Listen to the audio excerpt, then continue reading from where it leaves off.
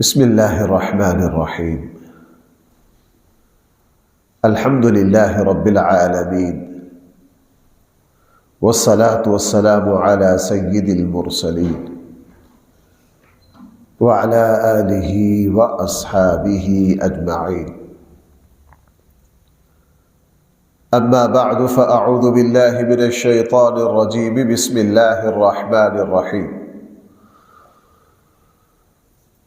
فتبسم ضاحكا من قولها وقال رب أوزعني أن أشكر نعمتك التي أنعمت علي وعلى والدي وأن أعمل صالحا ترضاه وأدخلني برحمتك في عبادك الصالحين صدق الله مولانا العظيم۔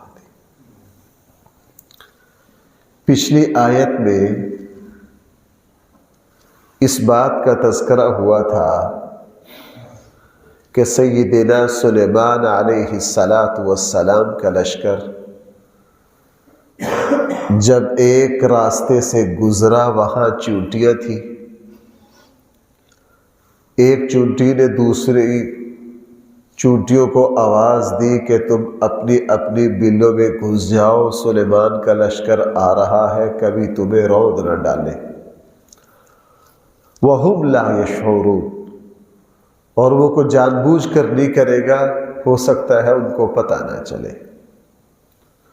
فَتَبَسَّمَ ضَاحِكًا مِّن قَوْلِهَا، سلیمان علیہ السلام چونٹی کی اس بات سے مسکرا پڑے، چونکہ چونٹی کی ساری بات سن لی۔ کیسے سن لی؟ جو اللہ اپنے نبیوں کو وحی کی آواز سنا سکتے ہیں، وہ چونٹی کی آواز بھی سنا سکتے ہیں، کوئی مشکل بات نہیں۔ مسکرائے کس بات پر؟ 3-4 باتوں پر حضرت سلیمان علیہ السلام مسکرائے۔ یہ خوشی کا اظہار تھا، اللہ کی نعمت کا استحضار تھا۔ پہلے تو اس بات پر مسکرائے کہ دیکھو چونٹی نے اپنی قوم کے ساتھ کتنی خیر خواہی کی ہے، فوراً اس نے دوسروں کو خطرہ سے بیدار کیا۔ حضرت سلیمان علیہ السلام کو حیرت ہوئی اس چونٹی کی ذہانت پر۔ دوسری بات، چونٹی نے یہ کہا کہ وَهُمْ لَا يَشْعُرُونَ، ان کو پتہ نہ چلے، یعنی حضرت سلیمان علیہ السلام کو اس بات کی بڑی خوشی ہوئی کہ میرا جو ذکر خیر ہے وہ چونٹیوں تک ہے۔ وہ چونٹی نے حضرت سلیمان کو پہچانا تو یہ کہا، اور یہاں کیا کہا اس نے؟ لَا يَحْتِمَنَّكُمْ سُلَيْمَانُ وَجُنُودُ۔ چونٹی نے بھائی حضرت سلیمان کا کیا کیا؟ نام لیا۔ حضرت سلیمان اس نعمت پر بہت خوش ہوئے کہ اللہ نے میرا تعارف کہاں تک پہنچا دیا؟ چونٹیوں تک پہنچا دیا۔ اور بھائی یہ اللہ کی عطا ہوتی، یہ اللہ کی کیا ہوتی ہے؟ عطا ہوتی۔ میں نے آپ کو کئی مرتبہ سنایا، وہ مشہور صحابی شام کا سفر کر رہے تھے، ایک جنگل میں ٹھہرے، عربوں کے دستور کے مطابق ایک کلمہ کہا۔ وہ کلمہ کیا کہا؟ کلمہ یہ کہا کہ میں اس وادی کے جن سردار کی پناہ میں آتا ہوں، میں اس وادی کے جن سردار کی۔ عربوں کا دستور تھا، جاتے جاتے جنگل میں جہاں ٹھہرتے نا تو یوں پکارتے کہ جو اس وادی کا جن بادشاہ ہے میں اس کی پناہ میں آتا ہوں۔ وہ صحابی زمانے کفر میں تھے، اس وقت تک مسلمان، اسلام کا تو پتہ ہی نہیں تھا انہیں۔ یوں کہہ کے سو گئے۔ تھوڑی دیر میں سوتے سوتے خواب میں ایک منظر دیکھ رہے۔ وہ منظر یہ ہے کہ یہ جو اونٹ میرا بندھا ہوا ہے نا سواری کا میرے پاس، اس زمانے میں یوں سمجھ لی جیسے میری گاڑی میرے پاس کھڑی ہے، سفر کی سب سے قیمتی چیز تھی۔ ایک نوجوان جن جو ہے نا، وہ اس اونٹ کو برچھی مار کر ذبح لگا کر رہے، جیسے ہی وہ اس اونٹ کو برچھی مار کر ذبح لگا ہے کرنے، تو فوراً ایک بوڑھے جن آئے، اس نے اس نوجوان کو پکڑ لیا۔ نوجوان اونٹنی کو قتل کرنا، ذبح کرنا چاہتا ہے، وہ بوڑھا ذبح نہیں کرنے دے رہا۔ اس کیفیت میں ان کی آنکھ کھلی، دیکھا تو اونٹنی کچھ بے چین ہے۔ بھائی اونٹنی کیا ہے؟ اللہ کے قریب دائیں بائیں دیکھا، ادھر دیکھے، اپنے قریب قریب کوئی چیز محسوس نہ ہوئی، سمجھا کہ شاید یہ تو مجھے خیال ہے، پھر سو گئے۔ دوسری مرتبہ بھی ایسا ہوا، پھر سو گئے۔ جب تیسری مرتبہ ایسا ہوا نا، تو دیکھا کہ اونٹنی بہت زیادہ اچھل کود بھی کر رہی ہے، بے چین بھی ہے۔ پھر وہ صورتحال سمجھ گئے، انہوں نے آواز دی کہ میں اس وادی کا جو جن ہے میں اس کی پناہ میں ہوں۔ بس اتنا کہنا تھا کہ وہی جو جن یہاں موجود تھے نا، وہ بوڑھے جو خواب میں اس بزرگ کو دیکھا تھا، وہی سامنے آ گئے۔ وہی کیا آ گئے؟ سامنے آ گئے، اور سامنے آ کر ان کو ایک بات کہی۔ انہوں نے کہا بھائی میں وہی اس وادی کا جن ہوں جس کی پناہ میں تو آیا ہے، اور یہ ایک نوجوان جن آپ کی سواری کو قتل کرنا چاہتا تھا، آپ کی اونٹنی کو وہ میں نے بچا لیا، لیکن آئندہ سے تو یوں کہا کر، آئندہ سے جب کہیں ٹھہرے یوں نہیں کہنا کہ میں اس وادی کے جن کی پناہ میں آتا ہوں، یہ الفاظ نہ کہا کر۔ آئندہ سے یہ الفاظ کہا کر کہ میں محمد صلی اللہ علیہ وسلم کے رب کی پناہ میں آتا ہوں، یوں کہا کر آئندہ سے۔ میں کس کی پناہ میں آتا ہوں؟ بس یہ صحابی چونکہ عرب تھے، اسلام سے واقف نہیں تھے، ان کا کون محمد، کون؟ انہوں نے کہا وہ اللہ کے نبی ہے۔ وہ کون ہے؟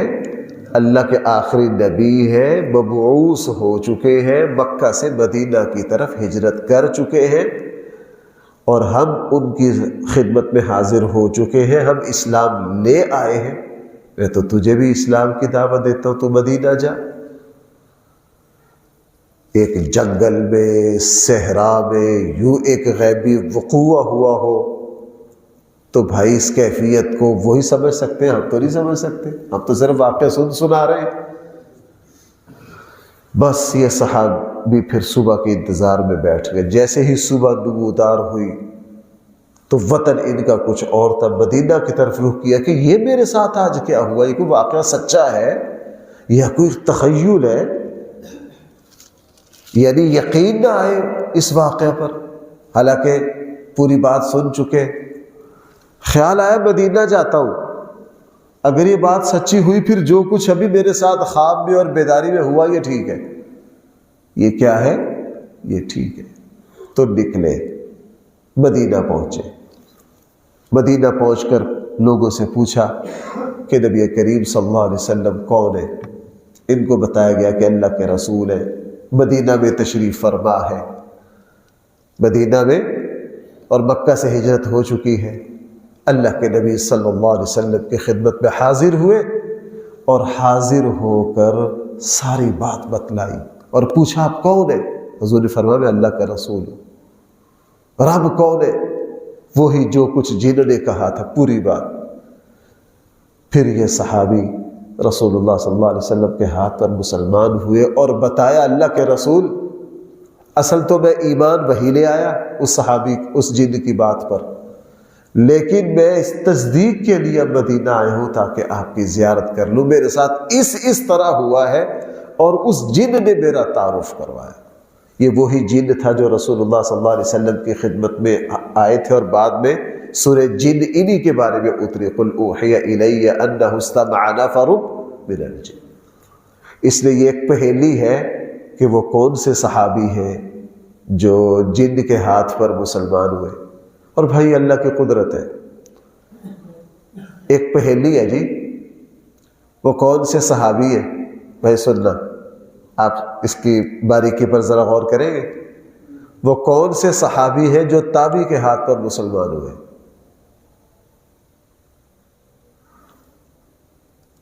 ذرا غور کرو آپ. وہ کون سے صحابی ہیں بھائی؟ تابعی اس کو کہتے ہیں جس نے حضور کو نہ دیکھا ہو. کس کو دیکھا ہو؟ اور صحابی اسے کہتے ہیں جس نے کس کو دیکھا ہو. عجیب سوال ہے یار کہ وہ کون سے تابعی ہیں جس کے ہاتھ پر صحابی کیا لائے ہو؟ ایمان لائے. تو اس کا جواب کیا ہے؟ اس کا جواب کیا ہے؟ اس کا اس روایت کے مطابق، یہ دو روایتیں ہیں، میں دوسری روایت کے مطابق علامہ ذہبی نے اس کا ذکر کیا کہ عمر بن عاص ہے جو نجاشی کے ہاتھ پر مسلمان ہوئے تھے. اصل ایمان عمر بن عاص جس وقت صحابہ کرام کو نجاشی کے پاس، جو صحابہ ٹھہرے ہوئے تھے نا حضرت جعفر طیار، جب ان کو لینے گئے عمر بن عاص اصل مسلمان تو وہی ہو گئے تھے نجاشی کے ہاتھ پر. پھر واپس آئے اور مکہ آ کے اپنی صورتحال تھوڑی سی ٹھیک کی، پھر دوبارہ اپنے ایمان کی تجدید کے لیے حاضر ہوئے نبی کریم، اور اپنے ایمان کا آغاز کہاں سے کیا؟ نجاشی. اب نجاشی جو ہے وہ صحابی نہیں ہے، نجاشی کیا ہے؟ تابعی ہے. اور یہ عظیم الشان تابعی ہے. بھائی تابعی کس کو کہتے ہیں؟ جس نے حضور کو. اب ایک اور پہیلی ہو گئی، وہ کون سے تابعی ہے جن کی نماز جنازہ رسول اللہ صلی اللہ علیہ وسلم نے پڑھائی ہے؟ وہ بھی نجاشی ہے. بھائی میں صحابی نہیں کہہ رہا، میں کیا کہہ رہا ہوں، وہ کون سے تابعی ہیں جن کی نماز جنازہ کس نے پڑھائی ہے؟ آپ صلی اللہ علیہ وسلم نے. صحیح بخاری میں اس کی تفصیل آتی ہے. جب نجاشی کا انتقال ہوا، رسول اللہ صلی اللہ علیہ وسلم نے صحابہ کو فرمایا سارے عیدگاہ میں جمع ہو جاؤ، اور اللہ تعالیٰ نے درمیان کے فاصلے ہٹا دیے، اور رسول اللہ صلی اللہ علیہ وسلم نے اصحمہ بن بعبری النجاشی اس پر نماز جنازہ پڑھی. تو میں بات یہ عرض کر رہا تھا، فَتَبَسَّمَ ضَاحِكًا مِّن قَوْلِهَا، چونٹی کی بات سے بھائی کون مسکرایا؟ اس بات پر مسکرائے کہ میرا تذکرہ کہاں تک پہنچ گیا؟ اللہ کی مخلوق. اور بھائی یہ جو ہے نا مقبولیت، یہ اللہ کی بڑی عظیم عطا ہے. مقبولیت اللہ کی کیا ہے؟ بڑی. اب رسول اللہ صلی اللہ علیہ وسلم کا تذکرہ سارے جنات تک، چونکہ اللہ کے نبی جنات کے بھی نبی ہے. حضور علیہ السلام کا تعارف مخلوقات تک پہنچ گیا. پھر کہاں تک پہنچ گیا؟ مخلوق تک پہنچ گیا. اور بالکل حضرت سلیمان کو پتہ نہیں کتنی خوشی ہوگی کہ چونٹی مجھے پہچان رہی ہے. چونٹی دوسروں کو کہہ رہی ہے کہ لا یحتمنکم سلیمان وجنودہ، سلیمان اور اس کا لشکر کبھی تمہیں رون نہ ڈالے. اس پر مسکرائے. اور بھائی میری بات سنو ذرا، یہ جو نیک نامی ہے نا، یہ اللہ کی عطاؤں میں سے ایک بہت بڑی عطا ہے. یہ اللہ کا عطیہ ہے. میں شہرت نہیں کہہ رہا. آج کل وہ کیا لفظ بولتے ہیں، فیمس ہونا، میں وہ نہیں کہہ رہا. میں مقبولیت کا لفظ کہہ رہا ہوں. مقبولیت وہ تعارف ہے جو نیکی اور احترام کے ساتھ اللہ دوسروں کے دلوں میں ڈال دے. مقبولیت بھائی وہ تعارف ہے جو نیکی اور احترام کے ساتھ اللہ تعالیٰ دوسروں کے. یہ جو مقبولیت ہے یہ بھی مغفرت کے اسباب میں سے ایک سبب ہے. آپ ذرا اس پر غور کیجئے. صحیح حدیث ہے، نماز جنازہ آیا، لوگوں نے تعریف کی، اللہ کے نبی نے کیا فرمایا؟ وجبت، لازم ہو گئی. ایک میت، ایک جنازہ جنازگاہ میں آیا، لوگوں نے کیا کی؟ اس کی تعریف کی. رسول اللہ صلی اللہ علیہ وسلم نے کیا فرمایا؟ یہاں سے یہ بات سمجھ میں آئی کہ ذکر خیر، لوگوں کی زبانوں پر اچھا ذکر تذکر آ جانا، یار فلاں بہت اچھا ہے، خاندان کے سارے لوگ کہے فلاں بہت اچھا ہے. کل میں ایک جگہ تھا درس میں، میرا ایک جگہ بیان تھا، اللہ اکبر، وہاں مجھے ایک دوست نے اپنے کسی دوسرے دوست کے بارے میں ایک بات کہی، اس کی عدم موجودگی میں کہی. کہنے لگے مفتی صاحب یہ جو ہمارا دوست ہے وہ میرے بھی تعلق والے ہیں، ہمارا یہ جو گاؤں ہے نا 700-800 گھروں پر مشتمل ہے، اس جیسا ایک بندہ یہاں نہیں ہے، یہ نرالا بندہ ہے.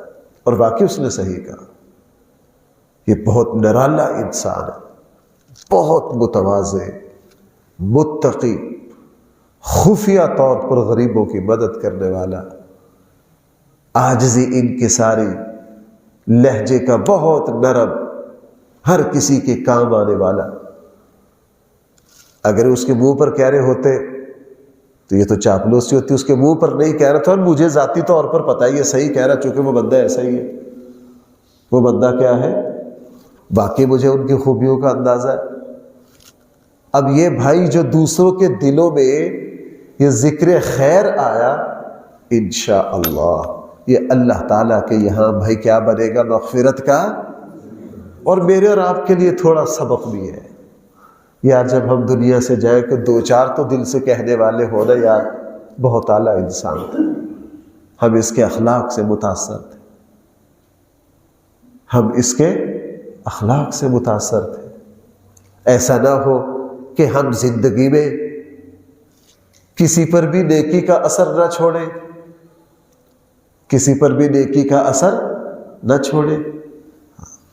یہاں ہم تو بھائی نبیوں کی شان تو بہت اونچی ہے، نبیوں کی نیکیوں کے اثر تو چونٹیوں تک پہنچ گئے. نبیوں کی نیکی کے اثر کہاں تک پہنچ گئے؟ جنات تک پہنچ گئے، پرندوں تک پہنچ گئے. اور میں اور آپ اپنے نیکی کے اثرات اپنے خاندان، اپنے گھر، اپنے محلے تک بھی نہ پہنچا پائے. تو ایسا نہ ہو. بہرحال فتبسم ضاحکا من قولها، حضرت سلیمان مسکراتے ہوئے ہنس پڑے، من قولها، چونٹی کی بات سے.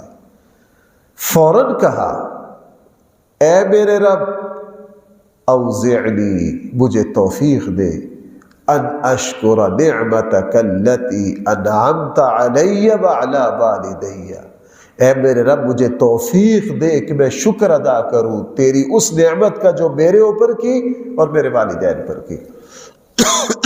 بھائی یہ بڑا نازک سا درس ہے، توجہ رکھنا. یہ جو بندے کے عروج کہہ لیجئے یا بندے کی عزت کا جو مقام آتا ہے نا، جہاں بندے کو عزت یا شہرت مل رہی ہو، اس لمحہ میں اپنے آپ کو غرور سے بچانا، فخر سے بچانا، یہ واقعتاً وہی شخص کر سکتا ہے جو اللہ تعالیٰ کے یہاں مقبول ہو. جو کیا ہو؟ اللہ تعالیٰ کے یہاں مقبول. جب دنیا میں کسی کی عزت کے ڈنکے بج رہے ہو اور اس کا دل اللہ تعالیٰ کی بارگاہ میں عاجزی سے سجدہ ریز ہو، وہ واقعی اللہ کا مقرب بندہ ہے. بھائی میں کیا کہہ رہا ہوں، آپ غور کرو. حضرت سلیمان یہ کتنا خوشی کا مقام ہوگا کہ چونٹی میرا تعارف کروا رہی ہے. بھائی ایسے موقع پر تھوڑی سی عقل یا تھوڑا سا خیال کہ میں بھی کچھ ہوں آ سکتا ہے کہ نہیں؟ آ سکتا ہے. فوراً اللہ کے، جب بھی اللہ کے نیک بندے کسی مقام عزت پر پہنچتے تو ان کا دل عاجزی سے کس کے سامنے سجدہ ریز ہوتا ہے؟ اللہ کے سامنے سجدہ ریز. بھائی میں اس پر 2-3 مثالیں دینا چاہوں گا، آپ ذرا توجہ کیجیے. سیدنا یوسف علیہ السلام، بچے بھائیوں نے ظلم کیا، کنویں میں پھینکا، مصری قافلے کو بیچا، مصر پہنچے، وزیر خزانہ نے خریدا، اس کے گھر میں رہ پڑے، شاہی زندگی گزاری. الزام آیا، جیل پہنچے، جیل میں خواب کے ذریعے اللہ نے جیل سے نکالا اور اللہ تعالیٰ نے مصر کی حکومت تک پہنچا دیا. یہ آدھی صدی کی داستان ہے. بھائی یہ کیا ہے؟ مصر کی حکومت پر پہنچ گئے. پھر وہ لمحہ آیا جب وہی 11 بھائی جو ہیں بھائی وہ کیا لینے آئے؟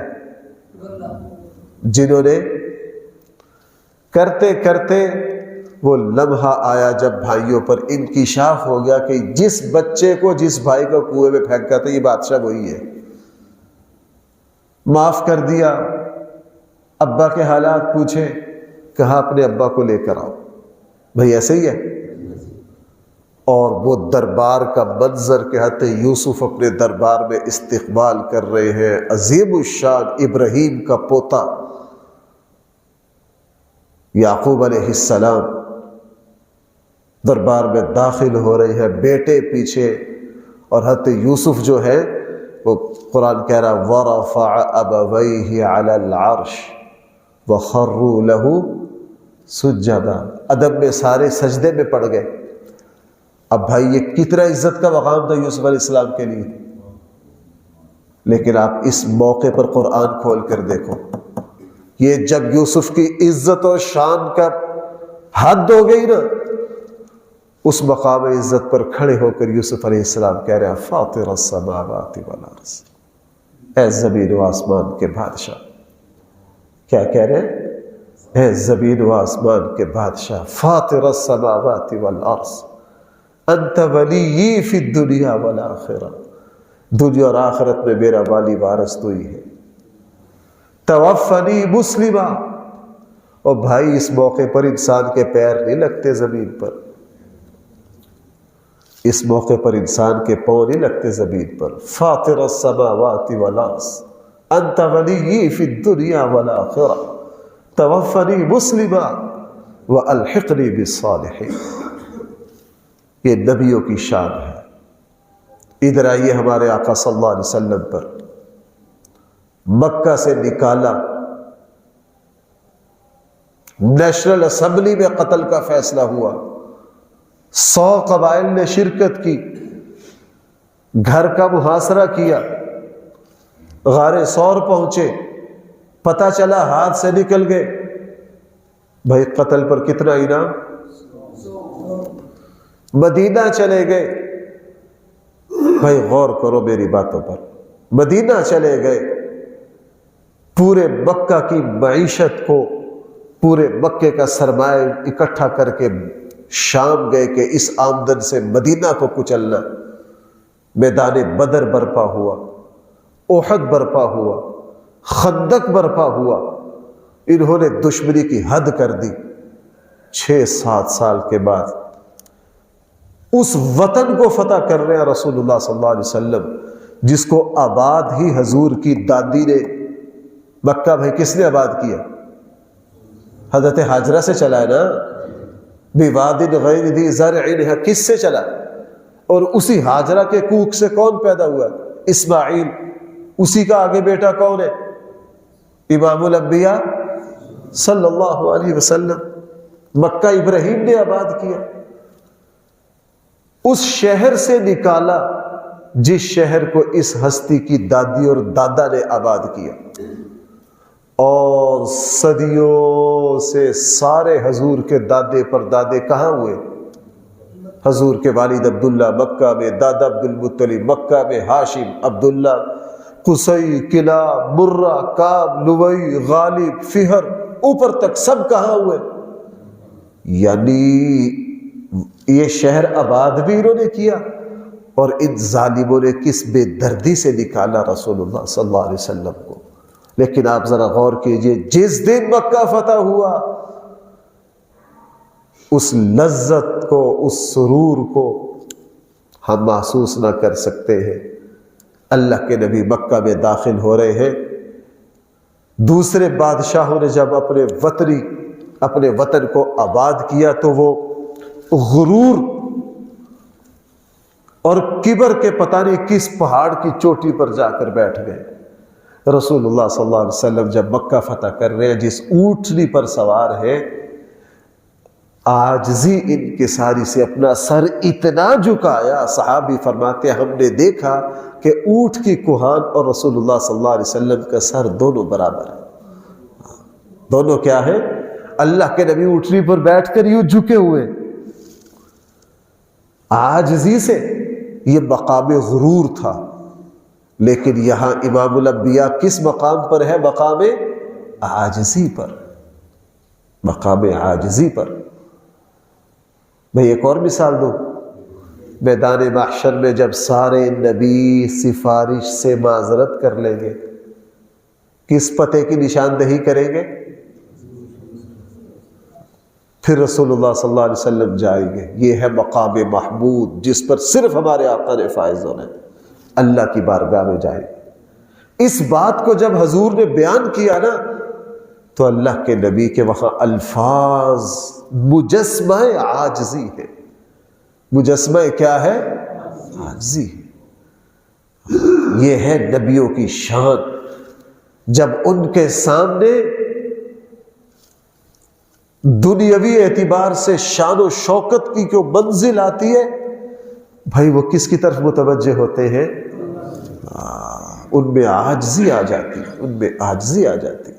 مکہ فتح ہو رہا ہے، مکہ میں داخل ہے، سارا مکہ آنکھیں پھاڑ پھاڑ کے دیکھ رہا آج کیا فیصلہ ہونا ہے. فیصلہ کیا ہونا ہے؟ مکہ میں داخل آتے کہتے ہیں جو یوسف نے فیصلہ کیا تھا وہی کر رہا ہوں، لا تسریبا، جاؤ سب کو معافی ہے. سارے دیکھ رہے ہیں کہ یہ فاتح آج کیا کرے گا. ام ہانی کے گھر گئے، غسل کر کے نماز پڑھ رہا ہے یہ فاتح کیا کر رہا ہے؟ نماز پڑھ رہا ہے. اب بیت اللہ میں آئے تو سارے چکنے ہوئے کہ مستقبل کے کیا کیا فیصلے ہونے. کوئی فیصلہ نہیں کیا، صرف بت اٹھوائے اور بیت اللہ کے اندر جا کر شکرانے کے نفل پڑھے. اللہ تعالیٰ اس بات کی مجھے اور آپ کو سمجھ دے. اللہ تعالیٰ اس بات کی مجھے اور آپ کو، ہمارے پاس روٹین سے ہٹ کے 2-4 لاکھ روپے آ جائے نا تو ہمیں رات کو نیند نہیں آتی، ہمیں رات کو نیند نہیں آتی. ہمیں معمولی سا کہیں مقام غرور آئے تو ہم پتہ نہیں تکبر کے کس بلندی پر، کس چوٹی پر جا بیٹھتے ہیں. آپ دیکھیے یہ کیسا موقع ہے حضرت سلیمان کے لیے، کیسا موقع کہ چونٹیاں بھی مجھے پہچانتی ہیں.